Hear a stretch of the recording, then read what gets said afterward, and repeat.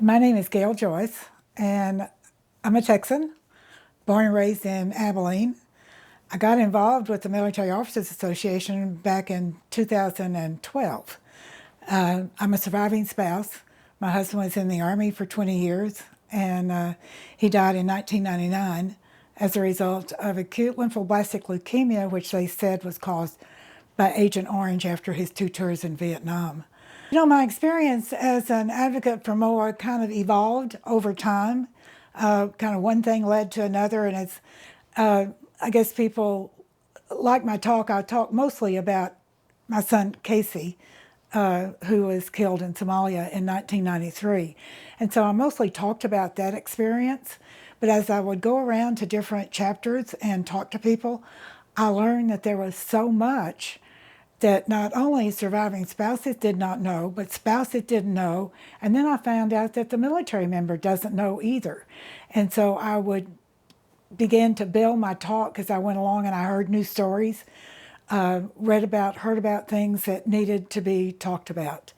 And so that's kind of how it evolved. And then people realized what they didn't know, and they wanted to know more, and so they just kept calling me to come talk to them. Dale Carnegie said that in action breeds doubt and fear. Action breeds confidence and courage and also peace of mind. And MOAA says every life needs a battle plan.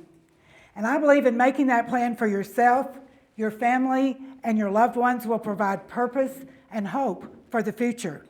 Instructions are provided on how to decorate your home, how to drive a car, cook a meal, train your dog, raise your kids, plan a wedding. But no one tells you how to be a widow, how to survive once your spouse dies.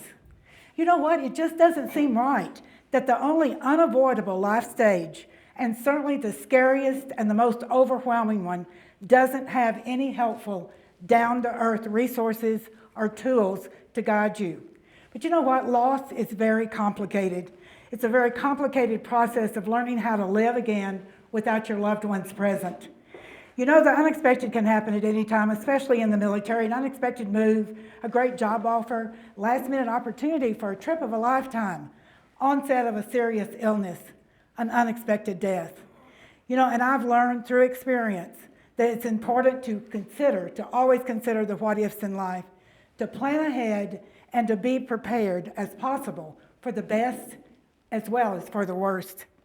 As you heard, I am a surviving spouse. And for me, this was something totally unexpected.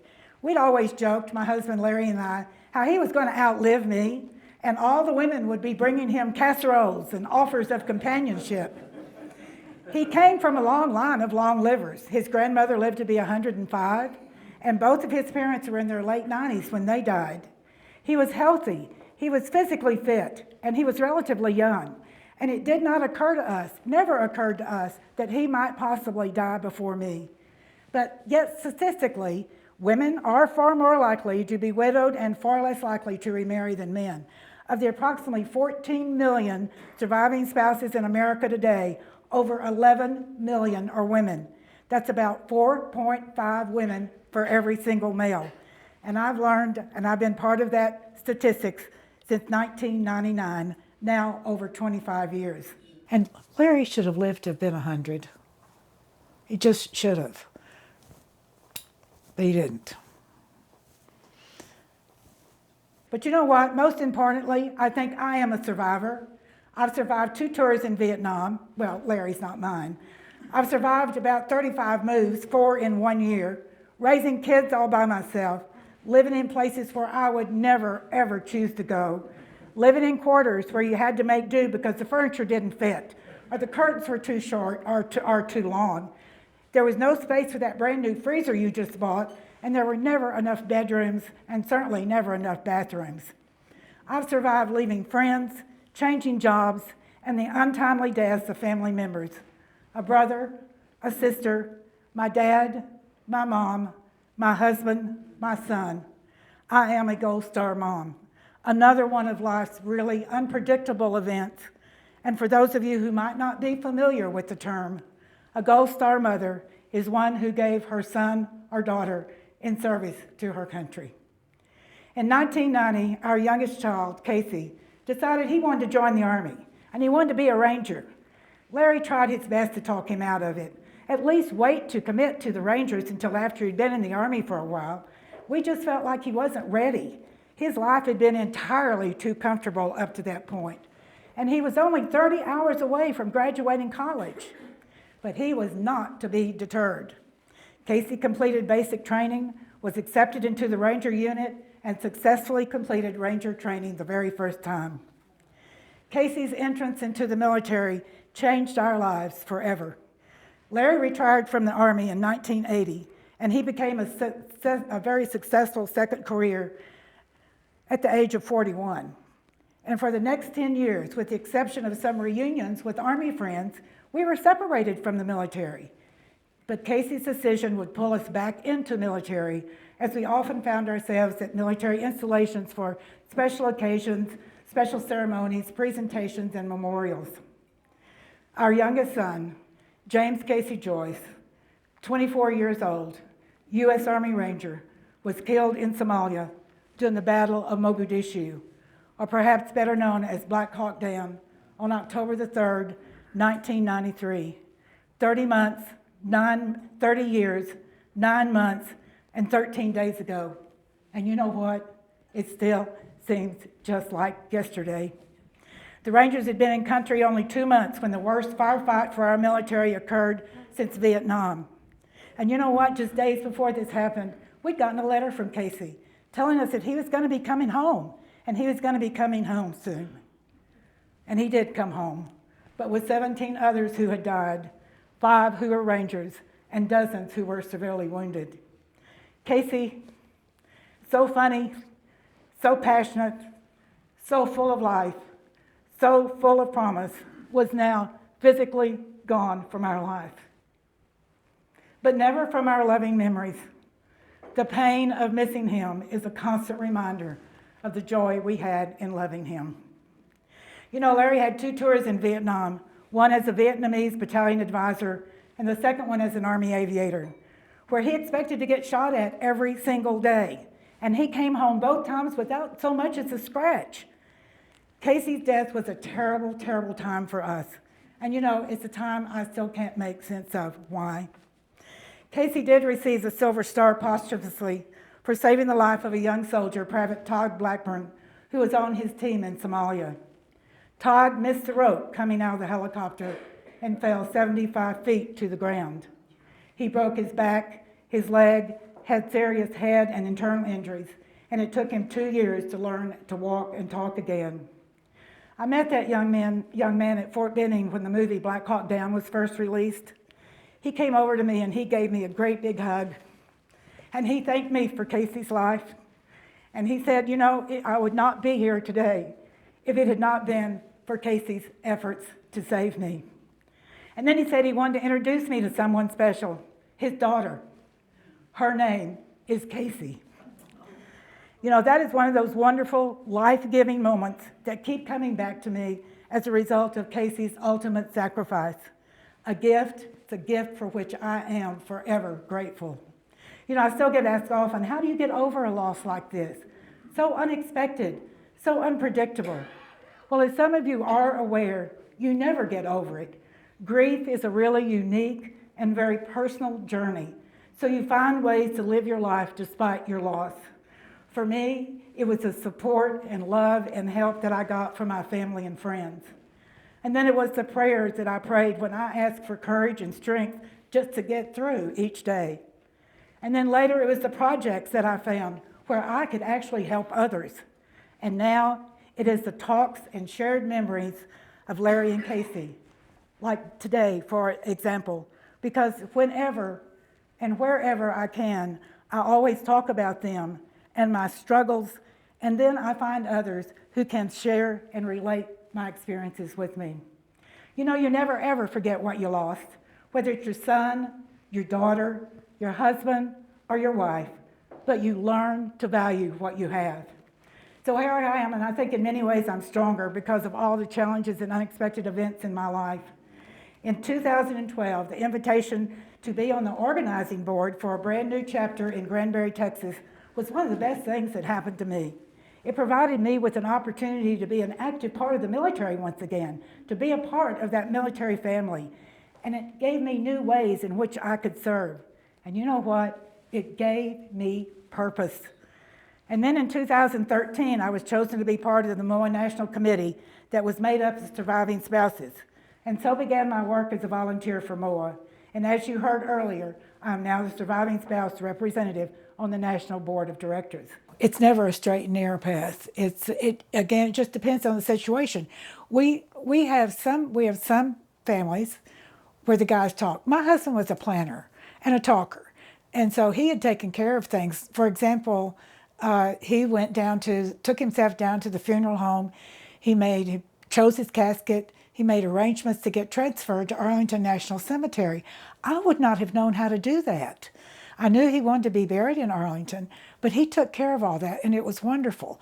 And so you have situations like that where the spouse takes care of some of these things ahead of time, or they sit down and talk about it. You know what a wonderful, thoughtful decision that was.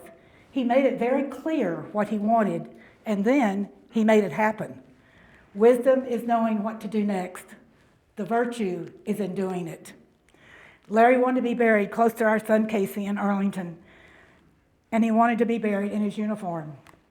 He had long given away his uniform, so he gathered his dress blues and bits and pieces from Army friends, a jacket from one, hat from another, shoulder boards from someone else. He got his medals out and he very carefully polished them and pinned them on his jacket. And he kept it hanging where visitors that came to see him while he was sick could see it. And then he took great pleasure in explaining the medals to those who were not familiar with what each one represented. He planned his memorial service. He edited his obituary that was being written by a writer friend. And making all of these decisions and arrangements was really important to Larry because at that time, it was the only area in his life over which he had some control. And what a great gift of love that was to me and to our family and to our friends. On the other hand, you'll have those situations where nothing has been discussed. The wife doesn't have a clue. In fact, one time I was in San Antonio at the Army Residence Center. At a dinner, there were about 250 military spouses and surviving spouses, people attending that dinner. So I was talking about these issues. When it was over, this woman came up to me and she said, "What's a DD-214?" And this huge gasp went up from everybody because they thought everybody knew what a DD-214 was. And so I explained to her, and I told her, I said, "I'll be available the next morning at breakfast, and for anybody that has special questions, if you'll come see me, we can talk about it." So she came to see me the next morning, and she said, "I want to tell you, I had never written a check in my life." And she said, "I told my husband on the way home things were going to change in our household." You know, I travel a lot, and I talk to MOAA chapters and to retirement centers and other military-related groups, such as the MOAA Surviving Spouse Virtual Chapter, about MOAA and spouse and surviving spouse issues. And it's during these calls and visits that I really learn a lot.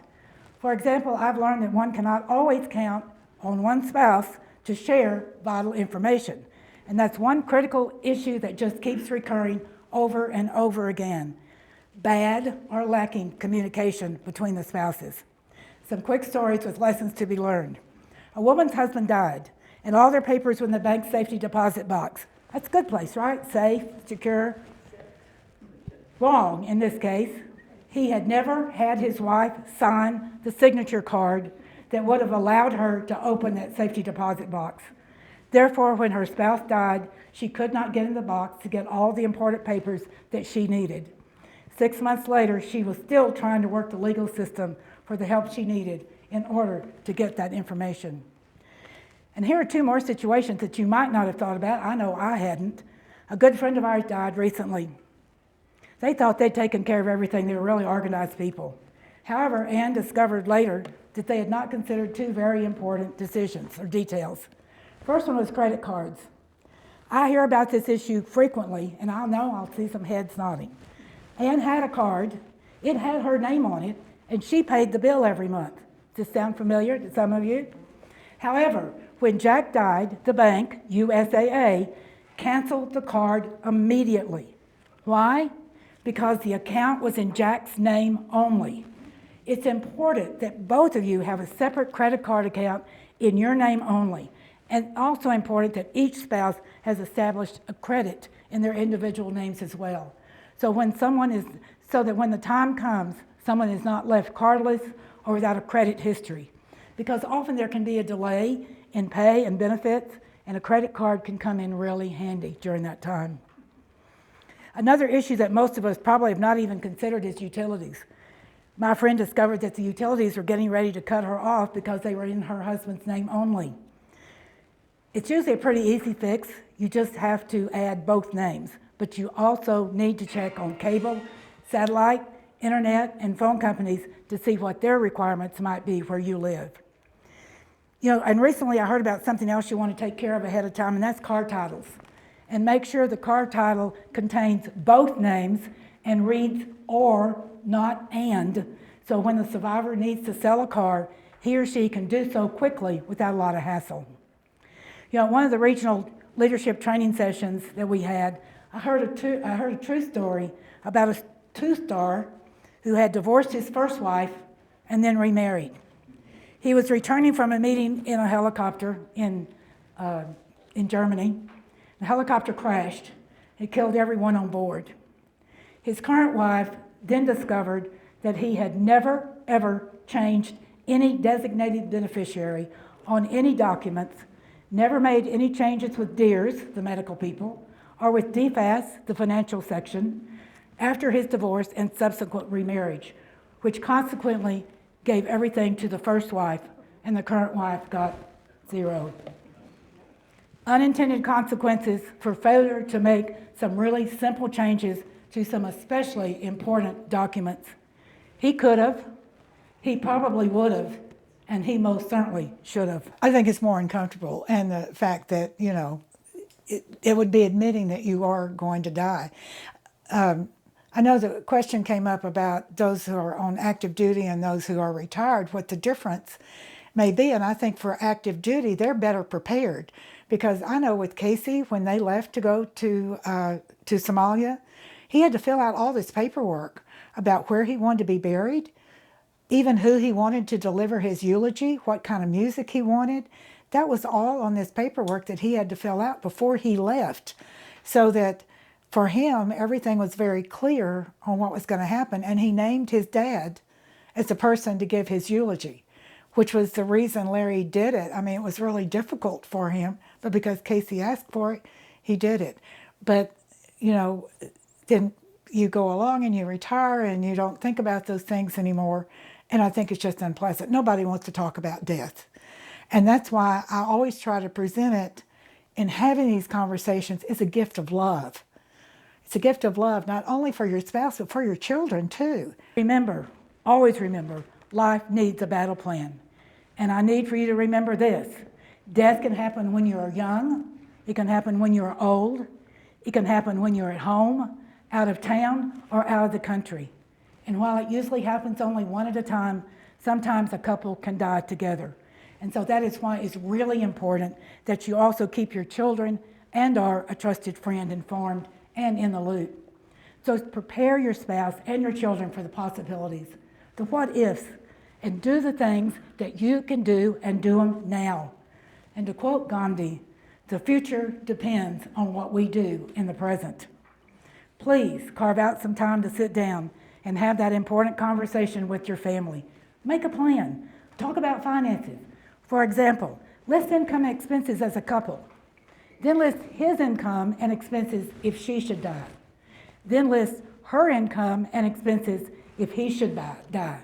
There will be some major surprises, and I promise you there will be some big differences. But not only that, this will give you an opportunity to plan and discuss some of the options that you might have. You might decide that you need to move to a cheaper location, or you might need to downsize your house, or maybe somebody's going to have to get a job. And you might decide it would be a good idea to consult a financial advisor at this time. And MOAA can be of great assistance in many of these areas. Having these conversations will at least provide an opportunity to make some changes before they become absolutely necessary, before it is just absolutely too late. First of all, you got to have your papers. And you need to know where those important papers are, particularly depending on how you got out of the military, but like your DD 214. You need to know where those are. And if you don't have copies of those papers, you can get them. You can get them from the Department of Army or Department of Defense or whatever. In fact, I got a second set. And I think the very first person you need to get to know is your veteran service officer. And I know they're not all created equal. Some just don't know what their jobs are. But we have one here that's absolutely fantastic. And she takes surviving spouses and she walks them through the whole process. She makes sure that the correct papers get filed and that everything is taken care of during that first paperwork stage that you're in, and where things need to contact DFAS and DEERS and DOD to let them know that he died. And you need to do that immediately because there can be consequences if you don't make those telephone calls. So that's really important. If you've not already done so, I encourage each of you to find and meet your local VSO, your Veteran Service Officer. I have learned that many veterans and surviving spouses are not familiar with VSOs. And the VSOs that I have worked with have been wonderful. They've been knowledgeable and helpful. They can be a huge help to surviving spouses, filling out paperwork, answering questions, and providing essential information to help them get through that terrible time. It's really important that you get to know your VSO before you actually need them, and make sure they're first on the list of contacts when a death occurs. MOAA is working with the VA to encourage better support and communication for surviving spouses.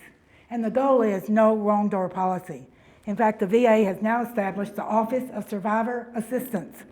Their goal is to, and I'm quoting, to be the resource of choice for survivors and dependents of deceased veterans and service members as they seek information about available benefits, and to serve as an advocate and champion for survivors and dependents, unquote.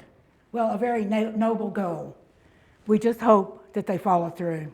So you go from, one where you know everything to the other one where no one knows anything. And so we have to kind of cover all those bases. And even knowing what to do next, it's hard because things come up and things change. It's just like the VA.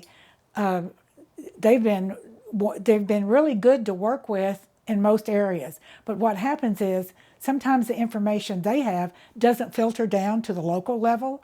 The person working there in a local office, they don't have access, or they haven't researched things well enough, and so they were not always good help for surviving spouse. Because Larry had 2 tours in Vietnam and was probably exposed to Agent Orange, and he died from acute lymphoblastic leukemia.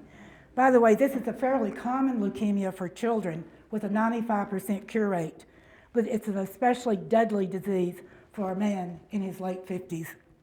An Army friend told me that I should file a claim with the VA, that I might be eligible for some kind of compensation. Well, I didn't have a clue what he was talking about. Larry and I had periodically checked to see if he qualified for a disability, but leukemia never appeared on the Agent Orange list, so we just stopped checking. And it never occurred to him to file for a disability. He wasn't disabled, he was just sick. After hearing a VSO, a veteran service officer, speak at one of our chapter meetings, I decided, okay, I guess I should go contact the VA. So I made an appointment, gathered all my papers, Larry's medical records, and I set off for the local VA office. I walked in the door for my appointment and I was met by an employee, and he asked me why I was there. And when I told him, he said, "You can't apply for any veterans benefits or compensation. Only the veteran can apply." And I said, "But he's dead." And he said, in a very sarcastic voice, "Sorry, he should have taken care of that before he died. Looks like you're out of luck," and turned around and walked away.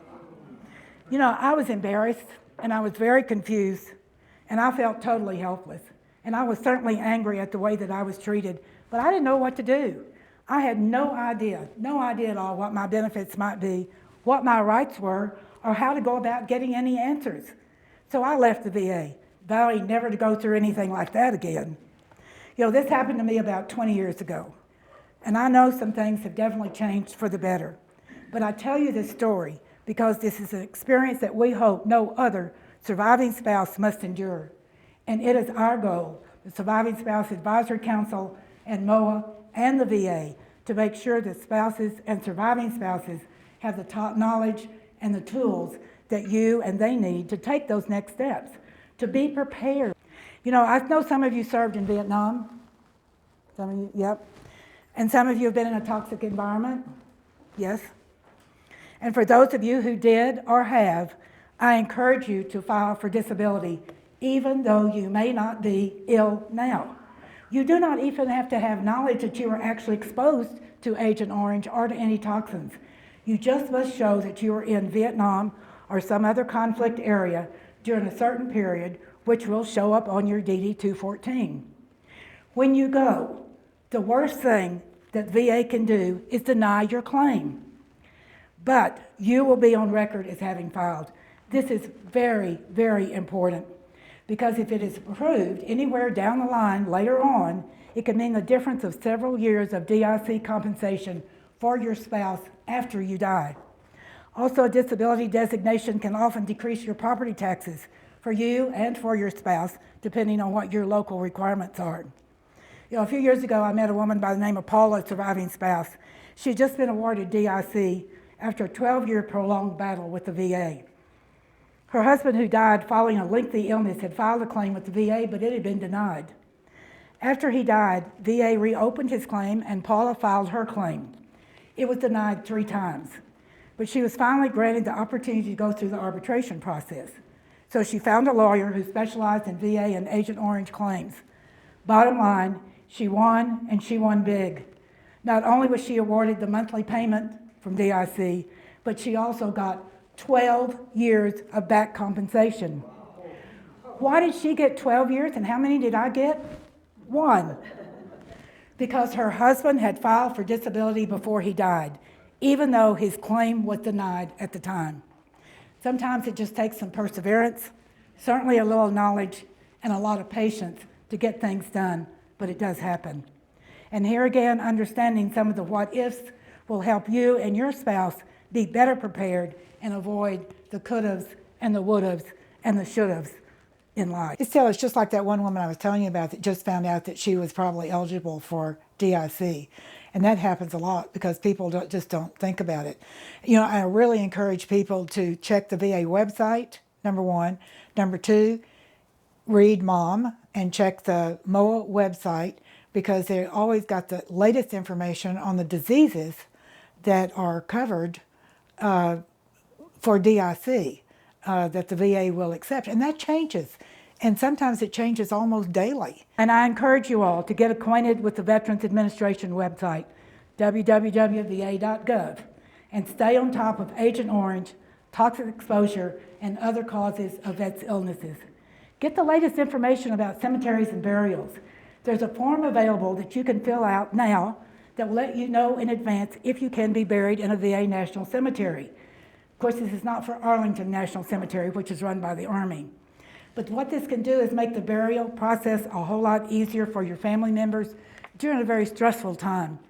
And you know, it's a benefit that's not used very often. And you know what? It doesn't cost a red cent to use it. And you may also be able to choose exactly where you want to be buried, but at the same time, it does not obligate you to use any particular cemetery.